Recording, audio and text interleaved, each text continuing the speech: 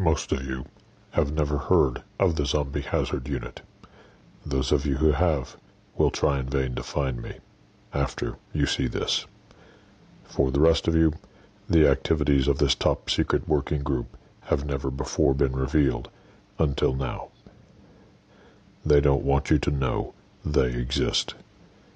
There are those of us in the community who feel the public has a right to know of the imminent threat we all face. The following is a briefing, covertly recorded, of the Zombie Hazard Unit at work.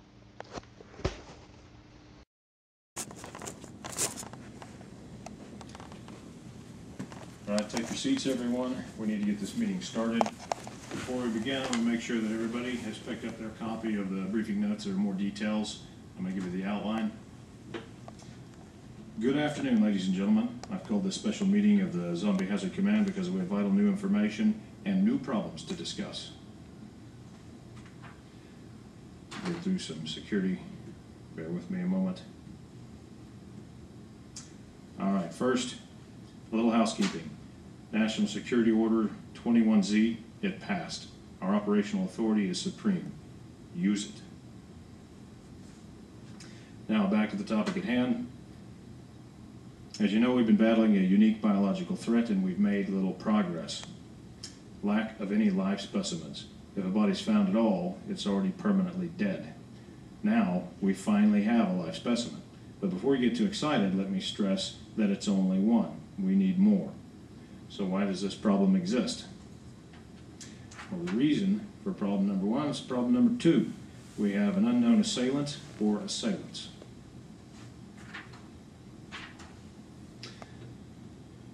Unknown assailant profile. We have no leads as to the identity of the assailant.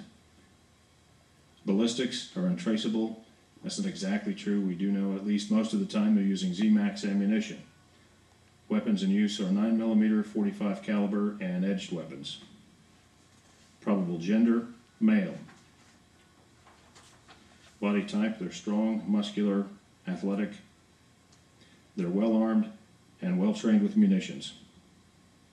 They have a possible military or police background, and they're probably skilled in a variety of martial arts to include hand-to-hand combat. If you're on scene, look for someone fitting this profile.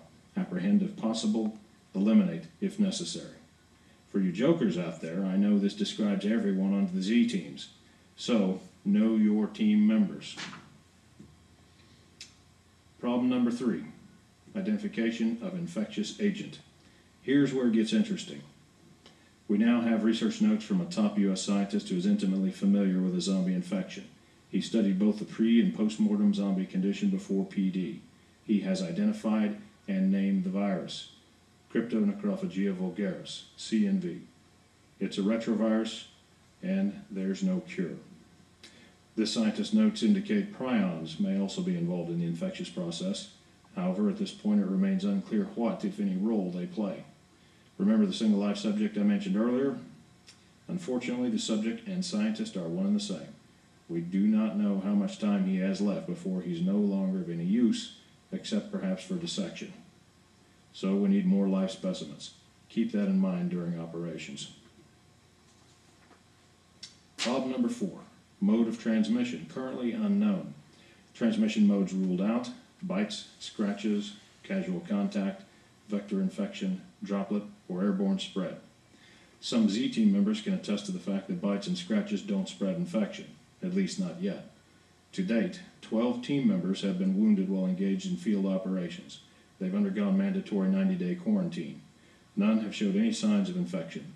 Not all team members are out of quarantine yet, but we hope they'll be released and return to active duty soon. Problem number five, emerging public awareness of the situation.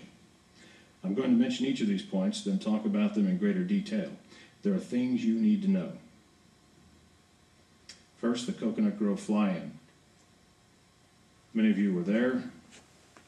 Then there's the Miami incident. Some of you were there. The CDC Zombie Apocalypse Preparedness Release. DHS released a fake zombie preparedness story. Then there's the recent purchases of large quantities of ammunition. About the Coconut Grove fly-in, Z Teams 1, 2, and 3 cleaned down a zombie cell. That got a lot of public attention. Our cover story was that this was an urban assault exercise in preparation for the upcoming UN meeting. For now, our cover story is holding, but one got away. That led to the Miami incident. That should never have happened. About the Miami incident. Some of you were there. Our cover story was bath salts. That was blown when the autopsy results were leaked. There were no bath salts present. We're still dealing with the fallout, and we're investigating the leak. The CDC Zombie Apocalypse Preparedness release, it was sent out against our wishes. Then they changed their story. This brought even more attention to it than if they'd just left it alone. Next, DHS released a fake zombie preparedness story, also against our wishes, but it's out there, so we're going to use it as our cover story. Next month, DHS is running a 1,000-person training exercise in San Diego.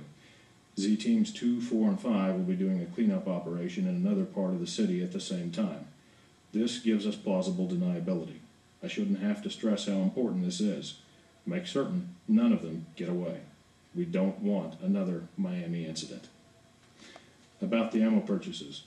We've used news and various media outlets to float the idea that unprecedented large ammo purchases are for government agencies to defend against civil unrest in anticipation of economic collapse. Those of you in this room know all too well that this is a much nicer bedtime story than the truth. Reality is much less pleasant. Right now, the cover story is working. Problem number 6, weakening of current cover stories. Bath salts. In Florida, bath salts was a go-to drug of choice. The autopsy leak created problems for this story. Other drugs, synthetic marijuana and S21, were floating these in Louisiana, Pennsylvania, and Michigan. Crazy people were floating this idea in Louisiana, New York, and Chicago. Animal attacks were floating this story in Georgia, Arkansas, and Oklahoma. We estimate 2 years of viability for these cover stories. Finally, problem number 7, public distribution of full disclosure of current operations. Some brainiac has lined up all the recent events and past history like beads on a string. We don't know where he's getting his information, but too much of the actual facts of our operation are woven into the story. It's not coincidence. He's getting his information somewhere. The story is Dr. Eve's Zombie Killer. It's presented as a fictional novel. LabyrinthOfArts.com is an independent website where the book can be found. For those of you who are wondering, we currently have no plans to shut down this website. We need to gather further intelligence, find out what their sources of information are, and plug whatever leaks we find. Right now, John Q. Public does not know what's happening. We'd like to keep it that way. If you have any questions, I'll address them in my office after the meeting. You now have the facts as we understand them. This briefing is adjourned. Thank you. Good afternoon, ladies and gentlemen. Good day.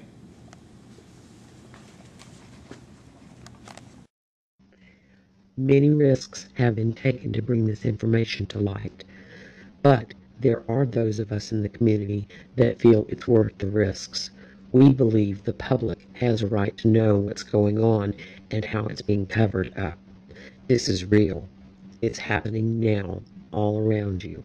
Go to this site and check it out before it's too late, before we're silenced.